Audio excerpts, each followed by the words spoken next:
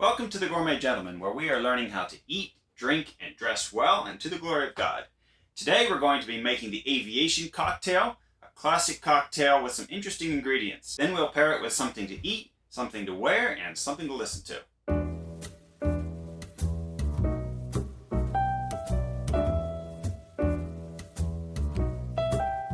Before we actually start making the drink, notice I've got my cocktail glass here. And it's chilling. Put a few ice cubes in there, put a little bit of water in there to chill down the glass. And we do that because when we serve this drink, it's not going to have any ice in it. And one side note, you'll notice if you study cocktail glassware, that anything that is designed for a drink that's supposed to be served without ice in it will have a stem on it. That way you can hold it down here and the warmth from your fingers isn't up here close to your drink and warming your drink up. On the other hand, glasses such as Collins glasses, rocks glasses, highball glasses, and so on are designed to serve drinks with ice in them. So you don't have to worry so much about keeping your hands away from the cocktail itself because you've got the ice in there to keep it cold already. We'll start out with 2 ounces of gin.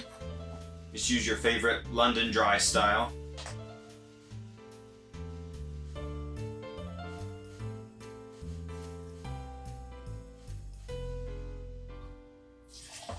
Then we'll add half an ounce of lemon juice.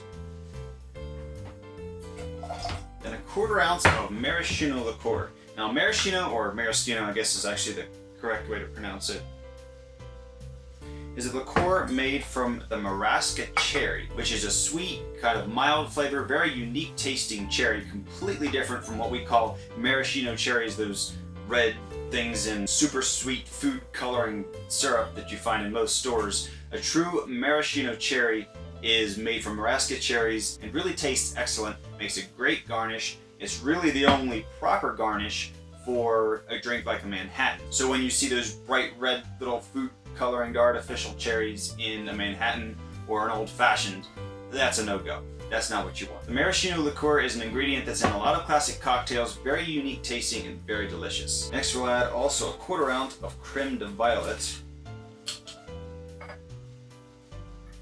Now this is spelled with an extra T and an extra E on the end, so it's actually probably pronounced Creme de Violette, but I'm an American, so I'm going to call it Creme de Violette. This is another ingredient that's been around for a long time, included in some classic cocktails, has a sweet kind of candy taste to it. You couldn't really find it there for a while. Now there are a few brands who are producing it again. It can be kind of hard to find. Some recipes for the Aviation do not include the Creme de Violette, but we'll talk about that a little bit later. Let's go ahead and shake this up with ice.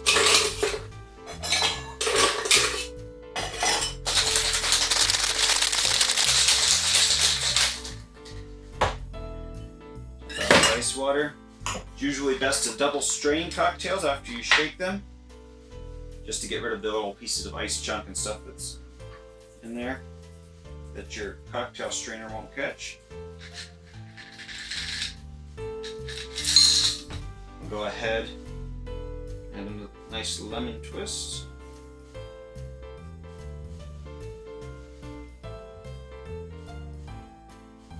Clean this one up a little bit.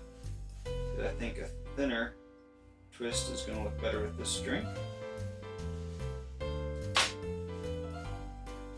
we go. Once again, we'll squeeze that over the drink to express some oils. Rub the peel around the rim of the glass. There you go. There's our Aviation cocktail.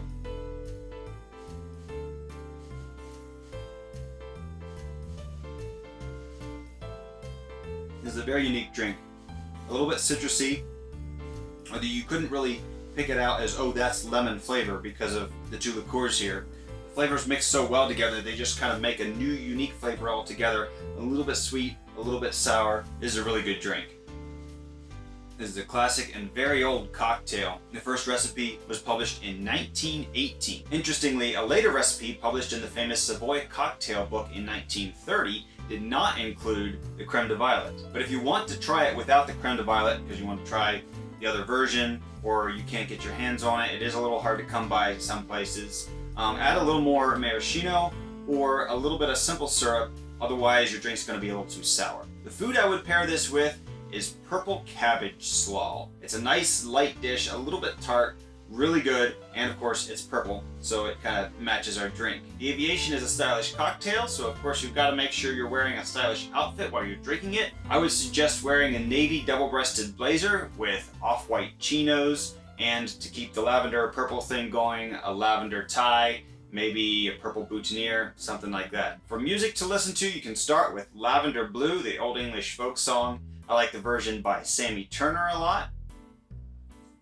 Then you could try the song Deep Purple, which was written around 1930 and was published as a piano arrangement in 1933. Paul Whiteman was a big band leader, very popular, very well known in the early 1930s, who had Deep Purple scored for his band, which really helped to popularize the song. Paul Whiteman was so popular during the late 1920s and early 1930s that he was known as the King of Jazz. As a side note, you might know of a song called Rhapsody in Blue, very popular with a lot of jazz and classical musicians. That song was actually commissioned by Paul Whiteman. It was composed by George Gershwin and was first performed by Paul Whiteman and his band in February 12 of 1924. Whiteman was trying to create a new style of music that was kind of a melding of classical and jazz styles. Back to Deep Purple.